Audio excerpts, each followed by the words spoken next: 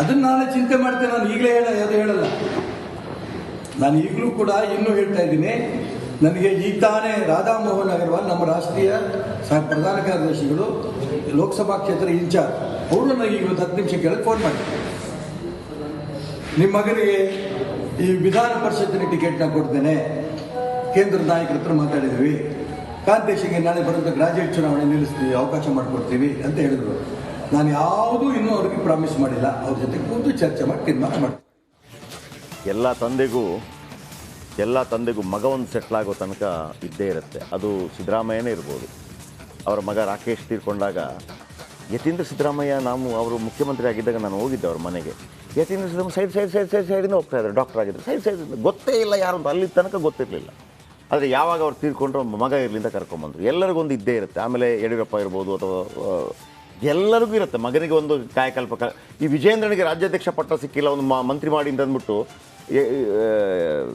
ಯಡಿಯೂರಪ್ಪನವರು ಎಲ್ಲ ಬಂದವರ ಹತ್ರ ಎಲ್ಲ ಹೇಳ್ತಾಯಿದ್ರು, ಅವ್ನಿಗೇನೊಂದು ಮಾಡಿಸಿ, ಅಂದರೆ ನಾವೇ ಅವ್ನಿಗೇನಾದರೂ ಮಾಡಿಸಿ, ಆ ಥರ ಇರುತ್ತೆ ತಂದೆಗೆ. ಈಶ್ವರಪ್ಪನವರು ಕೂಡ ಈ ನಡುವೆ ಈಶ್ವರಪ್ಪನವರನ್ನು ಸಮಾಧಾನಗೊಳಿಸುವ ಎಕ್ಸ್ಕ್ಲೂಸಿವ್ ಸುದ್ದಿ ಹೊಂದಿದೆ. ಬಿಜೆಪಿ ವರಿಷ್ಠರಿಂದ ಪುತ್ರ ಕಾಂತೇಶ್ ಅವರಿಗೆ ಮತ್ತೊಂದು ಆಫರ್. ಪದವೀಧರ ಕ್ಷೇತ್ರದಿಂದ ಟಿಕೆಟ್ ನೀಡುವ ಭರವಸೆ, ಅಂದರೆ ವಿಧಾನ ಪರಿಷತ್ಗೆ ನೈಋತ್ಯ ಪದವೀಧರ ಕ್ಷೇತ್ರದಿಂದ ಟಿಕೆಟ್ ನೀಡುವ ಭರವಸೆಯನ್ನು ಕೊಟ್ಟಿದ್ದಾರೆ. ಹೈಕಮಾಂಡ್ನಿಂದ ಈಶ್ವರಪ್ಪನವರಿಗೆ ಕರೆ ಮಾಡಿ ಮಾಹಿತಿ ಕೊಟ್ಟಿದ್ದಾರಂತೆ. ಆದರೆ ವರಿಷ್ಠರ ಭರವಸೆಯನ್ನು ಒಪ್ಪಿಲ್ಲ ಈಶ್ವರಪ್ಪ. ಯಾಕಂದರೆ ಈ ಹಿಂದೆ ಕೂಡ ಅವರಿಗೆ ಸುಮ್ಮನೆ ಕನ್ನಡಿಯೊಳಗಿನ ಗಂಟು ತೋರಿಸಲಾಯಿತು, ಹಾಗೆ ಮಾಡ್ತೀವಿ ಹೀಗೆ ಮಾಡ್ತೀವಿ. ಶುಕ್ರವಾರ ಜನಾಭಿಪ್ರಾಯ ಸಂಗ್ರಹ ಸಭೆಯಲ್ಲಿ ತೀರ್ಮಾನವನ್ನು ಕೈಗೊಳ್ತಾರಂತೆ. ನಂತರ ತಮ್ಮ ತೀರ್ಮಾನ ಹೇಳುವುದಾಗಿ ತಿಳಿಸಿದ್ದಾರೆ ಈಶ್ವರಪ್ಪನವರು ಈ ಹಿಂದೆ ಅವರಿಗೆ ಶಿವಮೊಗ್ಗ ನಗರದಿಂದ ಟಿಕೆಟ್ ನೀಡಲಿಲ್ಲ. ಆ ಸಂದರ್ಭದಲ್ಲಿ ತಕ್ಷಣವೇ ಅವರು ರಾಜೀನಾಮೆಯನ್ನು ಕೊಟ್ಟು, ಇಲ್ಲ ನಾನು ಪಕ್ಷದ ಶಿಸ್ತಿನ ಸಿಪಾಯಿ ಹೀಗೆಲ್ಲ ಹೇಳಿದರು. ಆ ಸಂದರ್ಭದಲ್ಲಿ ಕಾಂತೇಶ್ ಅವರಿಗೆ ಸಿಗ್ಬೋದು ಅಂತೇಳಿ ಕಾಂತೇಶ್ ಅವರಿಗೆ ಈಗ MLC ಮಾಡ್ತೀನಿ ಅನ್ನುವಂಥದ್ದನ್ನು ಹೇಳ್ತಾ ಇದ್ದಾರೆ. ಬಟ್ ಅವ್ರಿಗೇನೋ ಸಮಾಧಾನ ಆಗ್ತಾ ಇಲ್ಲ, ಇದೇನು ಮಾಡ್ತಾರೋ ಮಾಡೋದಿಲ್ಲೋ ಅನ್ನೋಂಥ ಕಾರಣಕ್ಕಾಗಿ. ಅಂದ್ರೆ ಪಿಕ್ಚೆ ಬೇರೆನಾ ಅಂತ ಹೇಳಿ. ಯಾಕಂತಂದ್ರೆ MLC ಮಾಡಿದ್ರೆ ಇಲ್ಲಿ ಏನಾಗುತ್ತೆ, ಇಲ್ಲಿ ಸರ್ಕಾರ ಕೂಡ ಇಲ್ಲ. MLC ಮಾಡ್ಬಿಟ್ಟು ಏನೋ ಮಿನಿಸ್ಟ್ರಿಗಿರಿನೋ ಅಥವಾ ಇನ್ನೇನೋ ಮಾಡ್ತಾರೆ, ನಿಗಮ ಮಂಡಳಿ ಎಕ್ಸೆಟ್ರಾ ಇಲ್ಲ. ಅಂದ್ರೆ ಅದು ಒಂಥರ ಸಮಾಧಾನ ಪಡಿಸಕ್ಕೆ ಕೊಡ್ತಿರೋದು ಅನ್ನೋ ರೀತಿಯಲ್ಲಿ ಆಗುತ್ತೆ ಅಲ್ವಾ. ಈಗ ಯಡಿಯೂರಪ್ಪನವರಿಗೆ ಅಲ್ಲಿ ಸ್ಥಾನಮಾನ, ಮುಖ್ಯಮಂತ್ರಿ ಆಯಿತು, ಅವರ ಮಗನಿಗೆ ಮಂತ್ರಿ, ಅವರ ಇನ್ನೊಬ್ಬ ಮಗನಿಗೆ ಅಧ್ಯಕ್ಷ ಸ್ಥಾನ. ನನ್ನ ಮಗನಿಗೇನು, ನಾನು ಜೊತೆಯಾಗಿ ಜೋಡೆತ್ತು ನನ್ನ ಮಗನಿಗೇನು. ಈಗ ಜಗದೀಶ್ ಶೆಟ್ಟರು ಹೋದರು, ವಾಪಸ್ ಬಂದರು. ಅವರಿಗೆ ರತ್ನಗಂಬಳಿ ಸ್ವಾಗತ ನೀಡಲಾಗಿದೆ. ಅವರ ತಮ್ಮನಿಗೆ ಮತ್ತೊಬ್ಬರಿಗೆ ಅವರಿಗೆಲ್ಲ ವ್ಯವಸ್ಥೆಗಳನ್ನು ಮಾಡಲಾಗಿದೆ. ಆ ಲೆಕ್ಕದಲ್ಲಿ ಅನ್ಯಾಯವಾಗಿರೋದು ಒಂದು ಈಶ್ವರಪ್ಪನವರಿಗೆ, ಮತ್ತೊಂದು ಅನಂತಕುಮಾರ್ ಅವರಿಗೆ. ತೇಜಸ್ವಿನಿ ಅನಂತಕುಮಾರ್ ಅವರನ್ನು ಎಲ್ಲ ಮರ್ತೇ ಬಿಟ್ರು. ತೇಜಸ್ವಿನಿ ಅನಂತಕುಮಾರ್ ಏನು ಕೆಲಸ ಮಾಡಿಲ್ವಾ? ಅವತ್ತು ನೀವೇನು ಹೇಳಿದ್ರಿ, ತೇಜಸ್ವಿನಿ ಅನಂತಕುಮಾರ್ ಅವರಿಗೆ ಟಿಕೆಟ್ ಕೊಡದೇ ಇದ್ದಾಗ DNA ಗೆ ಕೊಡೋಕ್ಕಾಗಲ್ಲ. ಮಂಗಳ ಅಂಗಡಿಗೆ ಹೆಂಗೆ ಕೊಟ್ರಿ? ಅಣ್ಣ ಸಾಹೇಬ್ ಜೊಲ್ಲೆಗೆ ಈಗ ಹೆಂಗೆ ಕೊಟ್ರಿ? ಅಲ್ಲಿ ಶಶಿಕಲಾ ಜೊಲ್ಲೆ ಇಲ್ವಾ? ಈಗ ನೀವು ವಿಶ್ವನಾಥ್ ವಿಚಾರಕ್ಕೆ ಬಂದಾಗ ಮತ್ತೆ DNA ವಿಚಾರಕ್ಕೆ ಬರ್ತೀರಿ. ಅಂದರೆ DNA ನಿಮಗೆ ಬೇಕಾದವ್ರಿಗೆ ಬಂದಾಗ DNA ಇವರಿಗಿಲ್ವಾ? ಈಶ್ವರಪ್ಪನವ್ರು ಕೆಲಸ ಮಾಡಿಲ್ವಾ? ಈಶ್ವರಪ್ಪನವ್ರು ಕೇಳೋದ್ರಲ್ಲಿ ತಪ್ಪೇನಿದೆ?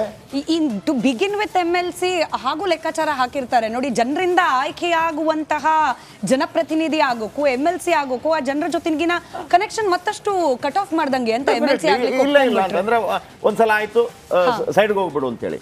ಅವನು ಏನು ಶಕ್ತಿ ಹೇಗಿದೆ ಅನ್ನೋ, ಈಗ ಪ್ರತಾಪನಿಗೆ ಫಸ್ಟ್ 2014 ಕೊಟ್ಟಾಗ ಏನು ಮಾಡ್ತಾನೆ ಅನ್ನೋಂತಿತ್ತು.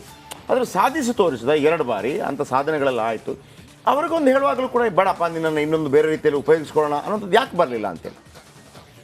ಓಕೆ, ಭೀಮಾ ನಾಯಕ್ ನಮ್ಮೊಂದಿಗೆ ನೇರ ಸಂಪರ್ಕದಲ್ಲಿದ್ದಾರೆ. ಭೀಮಾ ನಾಯಕ್, ನಿಜ ಒಂದು ರೀತಿಯಲ್ಲಿ ಬೇಸರವಾಗೋದು ಸಹಜ. ಆಮೇಲೆ ಈಶ್ವರಪ್ಪ ನಿವಾಸದಿಂದ ಸತೀಶ್ ಕೂಡ ನಮ್ಮೊಂದಿಗಿದ್ದಾರೆ. ಭೀಮಾ ನಾಯಕ್ ಬಳಿ ಮೊದಲಿಗೆ ಹೋಗ್ತೀನಿ. ಭೀಮಾ ನಾಯಕ್, ಯಡಿಯೂರಪ್ಪನವರು ಪ್ರಾಮಿಸ್ ಮಾಡಿದರು, ಆದರೆ ಆಗಲಿಲ್ಲ, ಮೋಸ ಮಾಡಿದರು ಅನ್ನೋಂಥ ಮಾತನ್ನು ಹೇಳ್ತಾರೆ. ಅದು ಸಹಜವಾಗಿ ಬರುವಂಥದ್ದು. ಆದರೆ ಕಾಂತೇಶ್ ಅವರಿಗೆ ಎಲ್ಲಾದರೂ ಅಕ್ಯುಮುಲೇಟ್ ಮಾಡುವಂಥ ಚಾನ್ಸಸ್ ಇತ್ತಾ ಅಂತೇಳಿ? ಎಸ್ ಜಯಪ್ರಕಾಶ್, ಏನು ಅಂದ್ರೆ ನಿನ್ನೆ ಟಿಕೆಟ್ ಘೋಷಣೆ ಆಗ್ತಿರುವಂತ ಸಂದರ್ಭದಲ್ಲಿ ಬೆನ್ನಲ್ಲೇ ಈಶ್ವರಪ್ಪನವರು ಯಡಿಯೂರಪ್ಪನವ್ರ ವಿರುದ್ಧ ಕೆಂಡಾಮಂಡಲವಾಗಿದ್ರು. ಏನು ಯಡಿಯೂರಪ್ಪನವ್ರಿಗೆ ನಮ್ಗೆ ಅನ್ಯಾಯ ಮಾಡ್ಬಿಟ್ರು, ಕೊಟ್ಟ ಮಾತಿನಂತೆ ಯಡಿಯೂರಪ್ಪನವರು ನಡ್ಕೊಳ್ಳಿಲ್ಲ. ನಾನು ಹಾವೇರಿ ಕ್ಷೇತ್ರಕ್ಕೆ ಹೋಗುವ ಮುನ್ನನೇ ಫಸ್ಟ್ ಯಡಿಯೂರಪ್ಪನವ್ರನ್ನ ಭೇಟಿಯಾಗಿದ್ದೆ. ಅವರು ಭೇಟಿಯಾದ ನಂತರದಲ್ಲಿ ಅವ್ರು ಒಪ್ಪಿಗೆ ಕೊಟ್ಟಿರೋ ನಂತರದಲ್ಲೇ ಮಗನನ್ನ ಹಾವೇರಿ ಕ್ಷೇತ್ರಕ್ಕೆ ಕಳಿಸಿದ್ದೆ, ಅಲ್ಲಿ ಓಡಾಟ ಮಾಡ್ಲು ಸಹ ಹೇಳಿದ್ದೆ. ಹಾಗಾಗಿ ಅಲ್ಲಿ ಓಡಾಟ ಮಾಡಿದ್ದ ನಿನ್ನೆ. ಆದ್ರೆ ನಮ್ಗೆ ಯಡಿಯೂರಪ್ಪನವರು ಎಲ್ಲೋ ಬಸವರಾಜ ಬೊಮ್ಮಾಯಿ ಅವರಿಗೆ ತೋರಿಸಿದ ಆಸಕ್ತಿ ನನ್ನ ಮಗನ ವಿಚಾರದಲ್ಲಿ ತೋರಿಸ್ಲಿಲ್ಲ ಅಂತ ಹೇಳಿ ಅಸಮಾಧಾನವನ್ನ ಬಹಿರಂಗವಾಗಿ ವ್ಯಕ್ತಪಡಿಸಿದ್ರು. ಅದಾದ ಬೆನ್ನಲ್ಲೇ ಏನು ರಾತ್ರಿ ಆಫರ್ ಬಗ್ಗೆ ಏನ್ ಹೇಳ್ತಿದ್ದಾರೆ? ಇವತ್ತು ಸಭೆ ಮೇಲೆ ಸಭೆ ನಡೀತಾ ಇದೆ ಅಲ್ವಾ, ಅಲ್ಲಿ ಈಶ್ವರಪ್ಪನವ್ರ ನಿವಾಸದಲ್ಲಿ ಶಿವಮೊಗ್ಗದಲ್ಲಿ. MLC ಆಫರ್ ಬಗ್ಗೆ ಏನ್ ಹೇಳ್ತಿದ್ದಾರೆ? ಬರ್ತಿರೋರು ಅವರ ಬೆಂಬಲಿಗರು ಕಾರ್ಯಕರ್ತರೆಲ್ಲ ಸಮಾಧಾನ ಇದೆಯಾ ಅಂತ. ಸ್ಮಿತಾ, ಏನು ಅಂದ್ರೆ ಈಗಾಗಲೇ ಅವರು ಅಸಮಾಧಾನಗೊಂಡಿದ್ದಾರೆ. ಇದನ್ನ ಶಮನಗೊಳಿಸ್ಲಿಕ್ಕೆ ಈಗಾಗಲೇ ಬಿಜೆಪಿಯ ವರಿಷ್ಠರು ಮುಂದಾಗಿರುವಂತದ್ದು. ಹಾಗಾಗಿ ಏನು ಲೋಕಸಭಾ ಚುನಾವಣೆಯ ರಾಷ್ಟ್ರೀಯ ಉಸ್ತುವಾರಿಯಾಗಿರುವಂತ ರಾಧಾಮೋಹನ್ ಇದ್ದಾರೆ. ಅವರು ಒಂದು ಕರೆಯನ್ನ ಮಾಡಿರುವಂತದ್ದು. ಕರೆ ಮಾಡಿ ನಿಮ್ಮ ಮಗನಿಗೆ ನೈಋತ್ಯ ಪದವೀಧರ ಕ್ಷೇತ್ರ ಏನಿದೆ, ಪದವಿ ಕ್ಷೇತ್ರದಿಂದ MLC ಸ್ಥಾನವನ್ನ ಕೊಟ್ಟು ನಾವು ಗೆಲ್ಸ್ಕೊಂಡ್ ಬರ್ತೇವೆ. ಹಾಗಾಗಿ ಈ ಬಾರಿ ನೀವು ಇದನ್ನ ಒಪ್ಕೋಬೇಕು ಅನ್ನುವಂತ ನಿಟ್ಟಿನಲ್ಲಿ ಅವರಿಗೆ ಒಂದು ಭರವಸೆಯನ್ನ ಕೊಟ್ಟಿರುವಂತದ್ದು. ಆದ್ರೆ ಈಶ್ವರಪ್ಪನವರು ಈ ಯಾವುದೇ ಭರವಸೆಗಳಿಗೆ ನಾವು ಒಪ್ಪೋದಿಲ್ಲ ಅನ್ನುವಂತ ಮಾತನ್ನ ಹೇಳಿದ್ದಾರೆ. ಇನ್ನೊಂದೇನು ಅಂದ್ರೆ ಶುಕ್ರವಾರ ಅವರು ಬಂಜಾರ್ ಸಮುದಾಯದ ಭವನ ಏನಿದೆ ಅಲ್ಲಿ ಸಾಲು ಸಭೆಯನ್ನ ಕರೆದಿರುವಂತದ್ದು. ಬೆಳಗ್ಗೆ ಸಾಗರದಲ್ಲಿ ಸಭೆಯನ್ನ ಕರೆದಿದ್ದಾರೆ, ಏನು ಜನಾಭಿಪ್ರಾಯ ಸಭೆಯನ್ನ ಕರೆದಿರುವಂತದ್ದು. ಅದಾದ ನಂತರದಲ್ಲಿ ಶಿಕಾರಿಪುರದಲ್ಲಿ ಮಧ್ಯಾಹ್ನ ಸಭೆ ಇರುತ್ತೆ. ಸಂಜೆ ಏನು ಶಿವಮೊಗ್ಗ ನಗರದ ಬಂಜಾರ ಸಮುದಾಯ ಭವನದಲ್ಲಿ ಸಭೆಯನ್ನ ಆಯೋಜನೆ ಮಾಡಿರುವಂತದ್ದು. ಇಲ್ಲಿ ಏನು ಬೇರೆ ಬೇರೆ ಜಿಲ್ಲೆಗಳಿಂದ ಜನರು ಸೇರ್ತಾರೆ.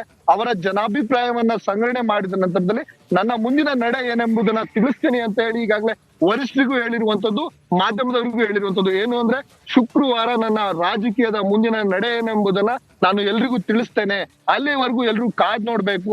ಆ ನಂತರದಲ್ಲಿ ನಾನೊಂದು ಅಚ್ಚರಿಯ ಒಂದು ಬದಲಾವಣೆಯನ್ನ ನಂತರ ತರ್ತೇನೆ ಅನ್ನುವಂತ ಮಾತನ್ನ ಹೇಳಿರುವಂತದ್ದು. ಈ ನಡುವೆ ಏನಂದ್ರೆ ಎರಡು ಅವರಿಗೆ ಆಯ್ಕೆಯನ್ನ ಕೊಟ್ಟಿರುವಂತದ್ದು. ಒಂದು ಹಾವೇರಿ ಕ್ಷೇತ್ರದಿಂದ ಕಾಂತೇಶ್ ಅವರನ್ನ ಪಕ್ಷೇತರವಾಗಿ ನಿಲ್ಲಿಸಬೇಕು, ಜೊತೆಗೆ ಶಿವಮೊಗ್ಗದಿಂದ ಸಂಸದ BY ರಾಘವೇಂದ್ರ ವಿರುದ್ಧ ಈಶ್ವರಪ್ಪನವರನ್ನ ಚುನಾವಣೆಗೆ ನಿಲ್ಲಿಸಬೇಕು ಅನ್ನುವಂತ ಸಾಕಷ್ಟು ಬೆಂಬಲಿಗರಿಗೂ ಒತ್ತಾಯವನ್ನ ಏರ್ತಿರುವಂತದ್ದು. Jayaprakash. Okay, thank you very much ನಿಮ್ಮೆಲ್ಲ ಮಾಹಿತಿಗಾಗಿ. ಮತ್ತೊಂದು ಕಡೆ ಸತೀಶ್ ಇದ್ದಾರೆ ಈಶ್ವರಪ್ಪನವರ ಮನೆಯಿಂದ. ಸತೀಶ್, ಜಗದೀಶ್ ಶೆಟ್ಟರ್ಗೆ ಟಿಕೆಟ್ ಸಿಗಲಿಲ್ಲ, ರೆಬೆಲ್ ಆದರು, ಕಾಂಗ್ರೆಸ್ಗೆ ಹೋದ್ರು, ನೀವು ಹೊತ್ತು ಮೆರೆಸ್ಕೊಂಡು ವಾಪಸ್ ತಂದ್ರಿ. 3 ಕ್ಷೇತ್ರಗಳಿಗೆ ಅವರ ಹೆಸರನ್ನು ಕಳಿಸಿದಿರಿ. ಬೆಳಗಾವಿ ಈಗ ಮನಸ್ಸು ಮಾಡಿದ್ರು ಕೂಡ ಅವ್ರಿಗೆ ಸಿಗತ್ತೆ, ಅವ್ರಿಗೆ ಹೋಗಿ ಮನಸ್ಸಿಲ್ಲ. ಹಾವೇರಿ ಕಳಿಸಿದಿರಿ, ಹುಬ್ಳಿ ಧಾರವಾಡಕ್ಕೆ ಹಾಕಿ ಕಳಿಸಿದಿರಿ, ರೈಟ್. ಅವರ ತಮ್ಮನೂ MLC ಆಗಿದ್ದಾರೆ, ರೈಟ್. ಇನ್ನಿದ್ದವ್ರಿಗೂ ಅವಕಾಶಗಳು ಸಿಗತ್ತೆ ಬೇಕಿದ್ರೆ. ಈಶ್ವರಪ್ಪನವರು ಅವ್ರಿಗೂ ಇಲ್ಲ, ಅವರ ಮಗನಿಗೂ ಇಲ್ಲ. ಅವ್ರು ಹೇಳಿದ ತಕ್ಷಣ 5 ನಿಮಿಷದಲ್ಲಿ ರಾಜೀನಾಮೆ ಕೊಟ್ಟರು. ಆಮೇಲೆ ಅವ್ರ ಮೇಲೆ ಕೇಸ್ಗಳು ಬಂದಾಗ ಆಗಲೂ ರಾಜೀನಾಮೆ ಕೊಟ್ಟರು. ಕ್ಲೀನ್ ಚಿಟ್ ಬಂದಾಗ ಮತ್ತೆ ಮಂತ್ರಿ ಮಾಡಲಿಲ್ಲ. ಹಾಗಿದ್ರೆ ಏನು ಬಿದ್ದವನಿಗೆ 2 ಗುದ್ದು ಜಾಸ್ತಿ ಅಂದಂಗೆ, 2 ಕಲ್ಲು ಜಾಸ್ತಿ ಅಂದಂಗೆ ಈಶ್ವರಪ್ಪನವರು ಶಿರಸಾವಹಿಸಿ ಪಾಲಿಸಿದ್ದೇ ತಪ್ಪ ಹೈಕಮಾಂಡ್ ನಿರ್ಧಾರಗಳನ್ನು. ಇವರು ಕೂಡ ರೆಬೆಲ್ ಆಗಿದ್ದಿದ್ರೆ ಇವತ್ತು ಆಗ್ತಿತ್ತ? ತಪ್ಪೇನು? ಈಗ ಇವ್ರು ಹೇಳ್ತಿದ್ದಾರೆ ನಿಮ್ಮನ್ನ MLC ಮಾಡ್ತೀನಿ, ನಿಮ್ಗೆ ಈಗ ನೆನಪಾಗಿದೆ MLC ಮಾಡ್ತೀನಿ ಮಗನನ್ನ ಅಂತೇಳಿ. ಮೊದಲು ಹೇಳ್ಬೋದಿತ್ತ, ನೀವು ಅವ್ರನ್ನ ಬೀದಿ ರಂಪ ಯಾಕೆ ಮಾಡಿಸ್ತೀರಿ, ರೋಡ್ಗೆ ಯಾಕೆ ಇಳಿಸ್ತೀರಿ ದೊಡ್ಡ ದೊಡ್ಡ ನಾಯಕರುಗಳನ್ನ? BJP ಕಾರ್ಯಕರ್ತರಿಗೆ ಬೇಸರ ಆಗಲ್ವಾ?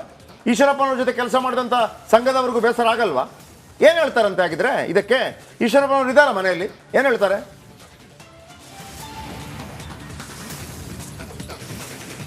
ಹೌದು ಜಯಪ್ರಕಾಶ್, ನಿನ್ನೆ ರಾತ್ರಿ ಶಿವಮೊಗ್ಗದಿಂದ ಬೆಂಗಳೂರಿಗೆ ಬೆಳಗ್ಗೆ ಆಗಮಿಸಿದ್ದಾರೆ ಈಶ್ವರಪ್ಪನವರು.